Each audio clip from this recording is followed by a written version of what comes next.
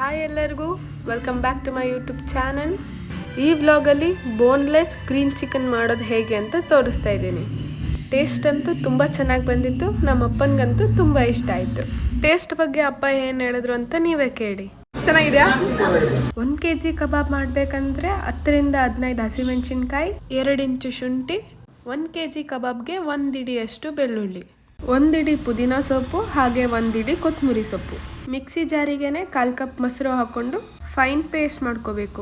1 kg ಚಿಕನ್ನ wash ಮಾಡಿ ಅದಕ್ಕೆ ನಾವು ರುಬ್ಕೊಂಡಿರೋ ಮಸಾಲೆ ಹಾಕಬೇಕು.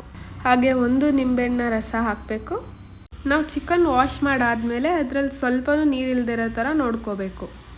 ಯಾಕೆಂದರೆ ಮಸಾಲೆ ಎಣ್ಣೆಲಿ ಬಿಟ್ಕೊಳ್ಳಲ್ಲ. ರುಚಿಗೆ ತಕ್ಕಷ್ಟು ಉಪ್ಪು ಹಾಕೋಬೇಕು. ಮಸಾಲೆನ ಕೈಯಲ್ಲೂ ಮಿಕ್ಸ್ ಮಾಡ್ಬೋದು, ಬೇಕಂದರೆ ಸ್ಪೂನು ಯೂಸ್ ಮಾಡ್ಬೋದು. ಕೈಯಲ್ಲಾದರೆ ಮಸಾಲೆ ಚೆನ್ನಾಗಿ ಮಿಕ್ಸ್ ಆಗುತ್ತೆ. 2 ಸ್ಪೂನ್ ಕಡಲೆ ಹಿಟ್ಟು, 2 ಸ್ಪೂನ್ ಅಕ್ಕಿ ಹಿಟ್ಟು, 1/4 ಟೀ ಸ್ಪೂನ್ ಅರಿಶಿನ, 1 teaspoon garam masala, 1 tablespoon chilli powder, 1/4 teaspoon chaat masala. ಮಸಾಲೆ ಎಲ್ಲ ಚೆನ್ನಾಗಿ ಮಿಕ್ಸ್ ಮಾಡ್ಕೋಬೇಕು. ನಾವಿಲ್ಲಿ ಯಾವುದೇ ಥರ ಕಬಾಬ್ ಪೌಡರ್ ಯೂಸ್ ಮಾಡ್ತಾ ಇಲ್ಲ. 1 ಅವರ್ ಚೆನ್ನಾಗಿ ಮ್ಯಾರಿನೇಟ್ ಆಗಬೇಕು. 1 ಅವರ್ ತುಂಬ ಚೆನ್ನಾಗಿ ಮ್ಯಾರಿನೇಟ್ ಆಗಿದೆ.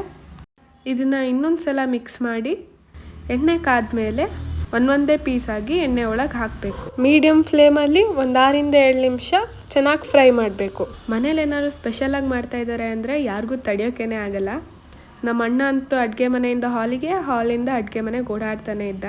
ಮನೇಲಿ ಕಬಾಬ್ ಮಾಡ್ತಿದ್ದೀವಿ ಅಂದರೆ ಮನೆ ತುಂಬ ಕಬಾಬ್ದೇ ಘಮ ಘಮ ಅಂತ ಇರುತ್ತಲ್ಲ. ಕಬಾಬ್ ಎತ್ತೋ ಜಾಲ್ರಿನ ಎಲ್ಲೋ ಇಟ್ಬಿಟ್ಟಿದ್ದೆ, ಹಾಗಾಗಿ ಅಮ್ಮ ಇನ್ನೊಂದು ಅಲ್ಲೆಲ್ಲಿ ಮಾಡ್ತಾಯಿದ್ದಾರೆ. ಟೇಸ್ಟ್ ಅಂತೂ ತುಂಬ ಚೆನ್ನಾಗಿ ಬಂದಿತ್ತು. ನಮ್ಮ ಅಪ್ಪನಿಗಂತೂ ತುಂಬ ಇಷ್ಟ ಆಯಿತು. ಟೇಸ್ಟ್ ಬಗ್ಗೆ ಅಪ್ಪ ಏನು ಹೇಳಿದ್ರು ಅಂತ ನೀವೇ ಕೇಳಿ. ಚೆನ್ನಾಗಿದೆಯಾ? ಮನೇಲೆಲ್ಲರೂ ಒನ್ ಮೋರ್ ಅಂತ ತಿಂತಾ ಇದ್ವಿ. ತುಂಬ ಜ್ಯೂಸಿಯಾಗಿ, ತುಂಬ ಸಾಫ್ಟಾಗಿ ಚೆನ್ನಾಗಿ ಬೆಂದಿತ್ತು. ಇದಾಗಿತ್ತು ಇವತ್ತಿನ ವ್ಲಾಗ್. ಈ ವಿಡಿಯೋ ಇಷ್ಟ ಆದರೆ ಲೈಕ್ ಮಾಡಿ, ಕಮೆಂಟ್ ಮಾಡಿ, ಹಾಗೆ ನನ್ನ ಚಾನಲ್ನ ಸಬ್ಸ್ಕ್ರೈಬ್ ಮಾಡಿ.